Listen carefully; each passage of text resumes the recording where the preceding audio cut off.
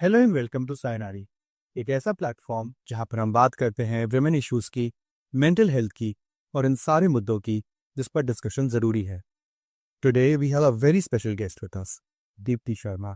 Deepti Sharma is famous for being fierce on stage, but in real life she is peaceful and calm. Today, we will talk to her about sportsmanship, mental health, her journey, and how her journey can be a motivation to millions of girls who want to succeed, who want to achieve their dreams, who want to do something with their life. So, today, in conversation with us is Titi Sharma ma'am. आपने अपने sports career में कई सारे कीर्तिमान रचे हैं, starting from the fact where you made 188 runs against Ireland, और उसके बाद अभी हाल में जब आपने वर्ल्ड कप में अपना योगदान दिया है, जहां पर आपने 200 से ज़्यादा रन बनाए हैं एक सीरीज में और 20 से ज़्यादा विकेट लिए हैं, जो खुद में महिला पुरुष दोनों ही श्रेणियों में एक बहुत बड़ा खिताब है। तो ऐसे में इतना सब करने के बाद भी क्या आपके मन में कभी ये सवाल आता है कि खेल और खेल जगत महिला और पुरुष के लिए अलग अलग होता है? खेल को अपना करियर बनाना शायद एक पुरुष के लिए ज्यादा आसान होता है बजाय कि एक महिला के, जिसे अपनी पारिवारिक रिस्पॉन्सिबिलिटीज के साथ साथ समाज से लड़ते हुए, खुद में दृढ़ता रखते हुए और खुद के प्रदर्शन पर भी ध्यान देते हुए ये निर्णय लेना पड़ता है। अ, बिल्कुल मतलब मैं बोलूँगी कि पहले डिफ़िकल्ट होता था क्योंकि मेंस क्रिकेट को अलग समझते थे, उसको अलग इम्पोर्टेंस देते थे और वुमेन्स को अलग। लेकिन अभी मैं मानती हूँ कि बीसीसीआई ने जिस तरीके का इनिशिएटिव लिया है for all the womens, I mean womens team के लिए भी ऑल्सो, कि अभी हमें मेंस और वुमेन्स को अलग नहीं रखना है, हमें उनको एक ही तरीके से देखना है। तो मैं बोलूँ अगर पे वाला भी मैं बोलूँ तो आई थिंक इक्वल हो गया ऑलमोस्ट। और जो भी चीज़ें हैं वो धीरे-धीरे आई होप कि इस वर्ल्ड कप से काफ़ी चेंज आएगी वुमेन्स क्रिकेट के लिए भी, और कहीं हद तक हो चुका है। 2017 जो हम वर्ल्ड कप खेले थे इंग्लैंड में, उस हम लोग रनर्स अप रहे थे, बट उसके बाद भी कई सारे चेंजेस वुमेन्स क्रिकेट में आए थे। लेकिन उसके बाद से अभी जो हमने वर्ल्ड कप खेला, तो मैं मानती हूँ कि जो मानसिकता है और भी ज़्यादा चेंज होगी। एग्जैक्टली ये सिर्फ एक खिताब नहीं है, ये सिर्फ एक जीत नहीं है, ये एक बहुत बड़ी साइकोलॉजिकल विन है, जहां पर आप पूरे समाज को एक बार में ये काम करके मैसेज दे पा रहे हो कि समानता परफॉर्मेंस में दिखाई जा सकती है और उसके साथ साथ समाज में चेंज लाया जा सकता है और बहुत ही दृढ़ चेंज लाया जा सकता है। आप शायद थोड़ा सा लकी रहे हो जहां पर आपके भाई के क्रिकेट किट से आपने खेलना शुरू किया, फिर उन्होंने अपना एमबीए के बाद उन्होंने जो जॉब ली थी वो भी छोड़कर वो आपके करियर को पुश करने में लग गए। आपके परिवार ने भी आपका साथ दिया। बट कई सारी ऐसी लड़कियां हैं जो इतनी ज्यादा लकी नहीं है, जिन्हें समाज का सपोर्ट और खासकर परिवार का सपोर्ट इतना ज्यादा नहीं मिल पाता है। अब आप उस मुकाम पर हैं जहां पर आपका एक मैसेज कई सारा डिफरेंस क्रिएट कर सकता है। तो ऐसे परिवारों को और ऐसी लड़कियों को जो इस चीज से जूझ रही हैं, आपका क्या संदेश होगा? मेरा सभी से यही एक मैसेज रहेगा कि जो भी बच्चे हैं और क्रिकेट खेलना चाहते हैं, तो सभी पेरेंट्स से मेरी यही अपील है कि अपने बच्चों को सपोर्ट करें और उनका जो गोल है उनके गोल तक जाने दें, उनको पीछे ना खींचें, क्योंकि आपको नहीं पता कि आपका बच्चा कितना आपका नाम रोशन कर सकता है, आपका ही नहीं पूरे देश का। तो उनका जो लक्ष्य है, जो ड्रीम है, वो जरूर पूरा करना है। जी, हम सब चाहते हैं कि हमारी बेटियां दीप्ति जी जैसी बने, बट हमें ये भी समझना होगा कि अपनी बेटी को दीप्ति जैसा बनाने के लिए बहुत संघर्ष करना पड़ेगा, परिवार को भी साथ में कंधे से कंधा मिलाकर चलना पड़ेगा, पुश करना पड़ेगा, मोटिवेट करना पड़ेगा, सैक्रिफाइसेस भी करना पड़ेगा।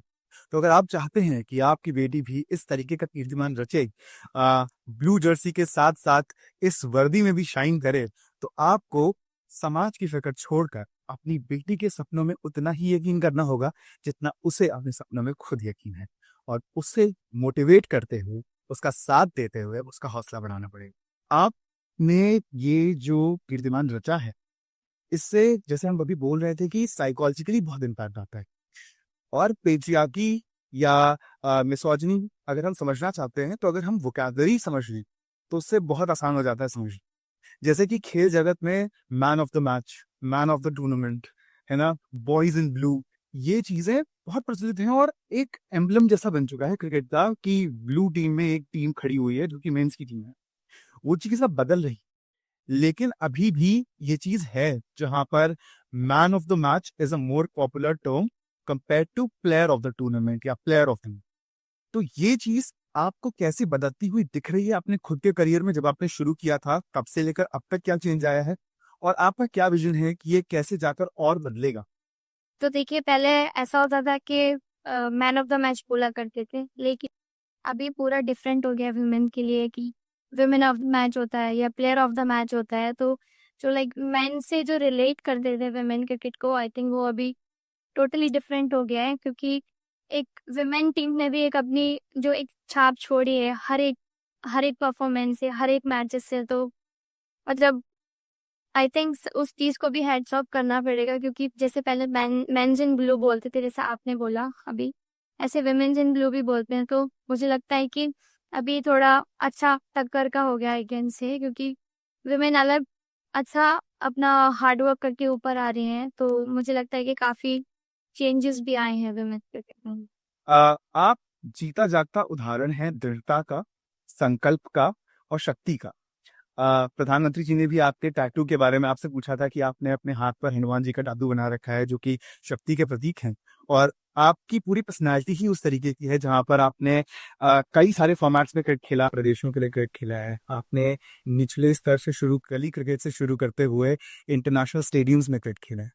आप स्पोर्ट्समैनशिप का भी एक जीता जाता उदाहरण है, और स्पोर्ट्समैनशिप एक ऐसी चीज है जो सिर्फ स्पोर्ट्स में नहीं बल्कि निजी जीवन में भी बहुत शक्तिशाली प्रभाव डाल सकती है, जहां पर आप अपने फेलियर्स को समझना और उनके हिसाब से स्वयं को ढालना और खुद को फिर भी गिरने के बाद भी उठकर खुद को पुश करना सीखते हैं। कोई एक ऐसा इंसिडेंट आप शेयर कर सकें फील्ड के अलावा जहां पर आपने एक सेटबैक एक्सपीरियंस किया हो, बट आपने अपना स्पोर्ट्समैन वाला दिमाग इस्तेमाल करते हुए, एक स्पोर्ट्स पर्सन वाला दिमाग इस्तेमाल करते हुए खुद को उठाया हो और फिर से खुद को उसी चीज में उसी जोश के साथ लगाया हो? अगर मैं बताऊँ तो ऐसा एक्सपीरियंस तो ऑफ द फील्ड कभी हुआ नहीं है, और आई होप कि कभी हो भी ना, बिकॉज ऐसा कभी कोई नहीं चाहता कि अपनी लाइफ में ऐसा हो। बट कभी मतलब मैं खुद इस चीज को भी लकी मानती हूँ कि कभी ऐसा इस तरीके का सेक्रीफाइस नहीं देखने को मिला।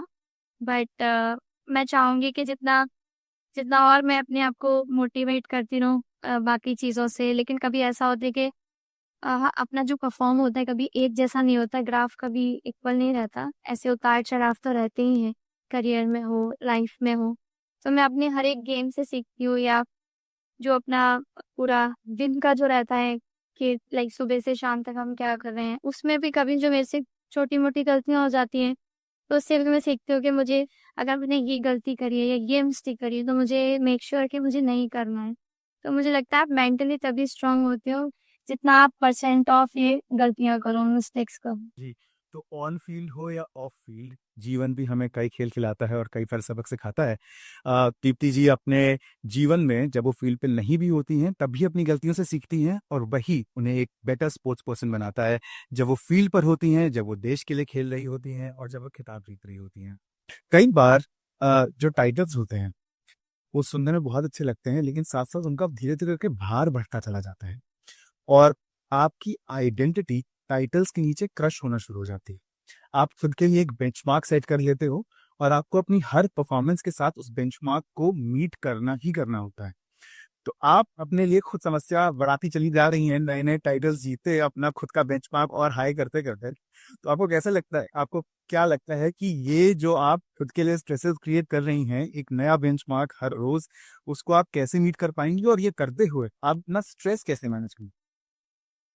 सबसे पहले तो मैं इसको स्ट्रेस नहीं बोलूंगी, क्योंकि मुझे चैलेंजेस लेना बहुत अच्छा लगता है, चाहे कैसी भी कठिनाई सामने हो।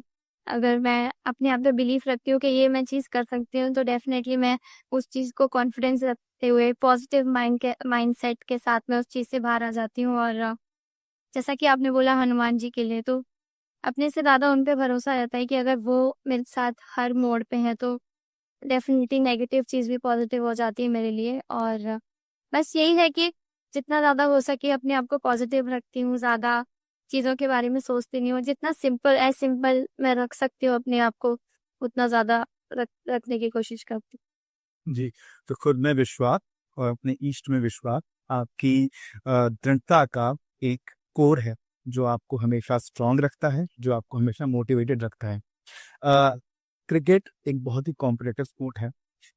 मुझे याद है, मैं आपका एक इंटरव्यू देख रहा था, उसमें आपने कहा था कि इंटरनेशनल क्रिकेट से मैंने एक बात सीखी कि जब हम बाहर जाते हैं और हम देखते हैं कि बिना प्रेशर के खेलना क्या होता है।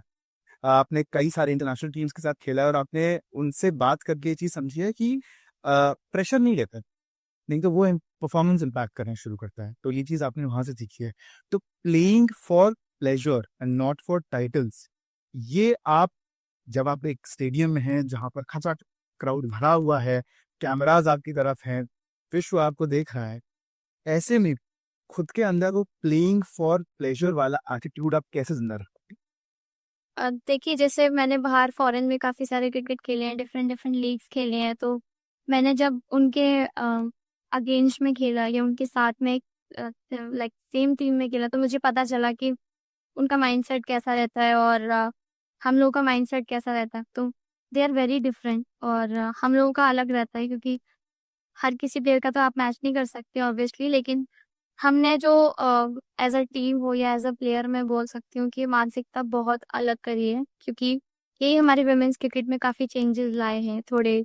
कुछ मैं बोल सकती हूँ कुछ 8 to 10 मंथ में काफ़ी मतलब डिफरेंट हो गया। आप देखेंगे तो कि इंडियन वुमेन्स टीम अभी एक टोटली डिफरेंट दिख रही है ये 8-10 महीने से। और सब लोग वी आर वेरी पॉजिटिव कि हम लोग अभी ये करने वाले हैं, ये सीरीज आने वाली है। और सबसे बड़ी बात है कि आप अगर पॉजिटिव हैं तो सारी चीज़ें हो जाती हैं, चाहे आप इंडिया में खेलें चाहे आप अब्रॉड में खेलें।